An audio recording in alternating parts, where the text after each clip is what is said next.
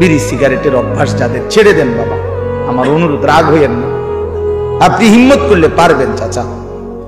বিড়ি সিগারেট আগুন, আগুন কোনো মানুষের প্রিয় হইতে পারে না।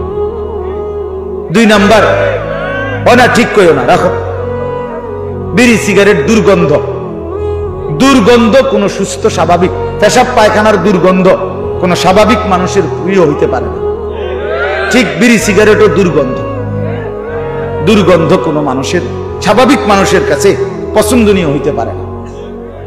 এটা আপনার অসুস্থতা, আপনার এটা অসুস্থতা, আপনার মানসিক বিকৃতি এটা। নাহলে আপনি দুর্গন্ধকে নিয়ে প্রতিনিয়ত নাকে মুখে ঢুকাইতেছেন, আগুনকে প্রতিনিয়ত নাকে মুখে ঢুকাইতেছেন, এটা তো অগ্নি পূজকের চিহ্ন হইতে পারে, ইমানদারের চিহ্ন হইতে পারে। আর আমার একটা কথা শেষ, চাচারা রাগ হইয়েন না, আপনাদেরকে বলি, 60 বছর 70 বছর 50 বছর যারা বিড়ি সিগারেট খাইয়া খাইয়া জীবন শেষ করলেন, আচ্ছা কবরে যাওয়ার পরে যদি ফেরেশতা বলে, মনে করেন একটা চিন্তা করেন না, কবরের ফেরেশতা যদি বলে চাচা আমনে আমি দেখছি আমনে আসলে বুড়ো বয়স পর্যন্ত আগুন ছাড়া আমনে থাকতে পারতেন না, সকাল দুপুর বিকাল রাত্রে নাকে মুখে আমনে আগুন ঢুকান লাগতো, আগুন ছাড়তে হইতো, তো যেহেতু আপনি আগুন ছাড়া থাকতে কষ্ট হবে আমিও ভাবছি, এই জন্য ফেরেশতা বলবে চাচা আপনার সুবিধার্থে আপনার কবরে আগুন লাগাই দিলাম, যেহেতু আপনি আগুন ছাড়া থাকতে কি হবে কষ্ট, এটা মনে করেন। তাইলে এখন বলেন, যদি লজ্জা থাকে ছেড়ে দেন, যে বেড়ায় দূরে হুজুর তুই বেড়া আমার এত বড় কথা করি, যা খাইলাম না। আমি এক জায়গায় মাহফিলে গেছি, এরকম বয়ানের পরে বয়ানের মধ্যে এক বয়স্ক লোক মাহফিল চলাকালীন অবস্থায় এই বলতেছে আজগা বিড়ির জান শেষ, আজকে বিড়ির জান শেষ, তো ছেড়ে দেন।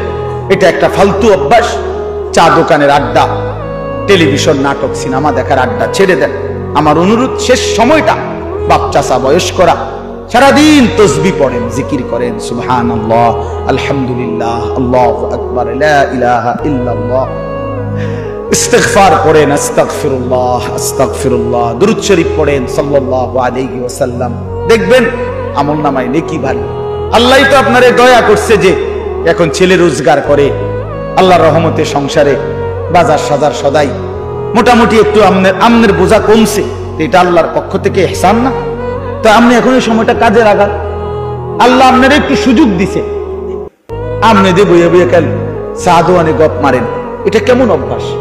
এই জন্য আমি চাচাদেরকে বলবো, যুবক ভাই তোমাদের জন্য শেষ কথা হলো, নওজোয়ান সাথী আবারও বলছি, ইনশাআল্লাহ তোমরা যদি সঠিক সিদ্ধান্ত এখন নিতে না পারো, মনে রাখো আগামী দিনে ইমানের যুদ্ধে ইসলামের পক্ষে তুমি আগাইতে পারতাম। যদি তুমি চরিত্রহীন হও, নষ্ট হও, নারী, নেশা, মদ, জুয়া, মোবাইলের অশ্লীলতা, বেহায়াপনা, এটাই যদি তোমার জীবন হয়, এজন্য আমি হাত জোর করে অনুরোধ করলাম, তোমরা নওজোয়ান সাথী নামাজ পড়ো, পারবা তুমি হিম্মত করলেই পারবা ইনশাআল্লাহ।